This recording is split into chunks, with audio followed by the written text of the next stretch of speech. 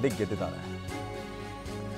ಹಾಗೆ ಮುಸ್ಲಿಂ ಪ್ರಾಬಲ್ಯದ ಕ್ಷೇತ್ರಗಳಲ್ಲಿ ಮತಗಳು ಸ್ವಲ್ಪ ಡಿವೈಡ್ ಆಗಿದೆ, ವಿಭಜನೆ ಆಗಿದೆ. ಮುಸ್ಲಿಂ ಪ್ರಾಬಲ್ಯದ ಕ್ಷೇತ್ರಗಳೇ ಅಲ್ಲೇ ಹೆಚ್ಚು ಮತಗಳನ್ನ ಬಿಜೆಪಿ ಗಳಿಸಿದೆ.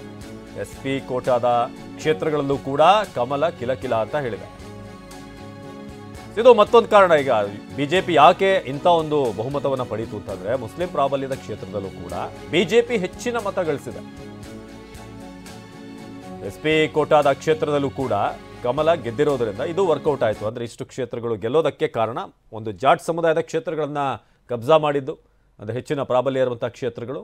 ಹಾಗೆ ಮುಸ್ಲಿಮರ ವೋಟ್ ಹೆಚ್ಚಾಗಿರುವಂಥ ಕ್ಷೇತ್ರಗಳಲ್ಲೂ ಕೂಡ ಬಿಜೆಪಿ ಹೆಚ್ಚಿನ ಮತಗಳನ್ನು ಪಡೆದಿದೆ. ಇದು ಮತ್ತೊಂದು ಚೇಂಜ್ ಓವರ್ ಈ ಬಾರಿ ಆಗಿರುವಂಥ ಒಂದು ಬದಲಾವಣೆ, ದೊಡ್ಡ ಮಟ್ಟದ ಬದಲಾವಣೆ ಅಂತ ಹೇಳ್ಬೋದು.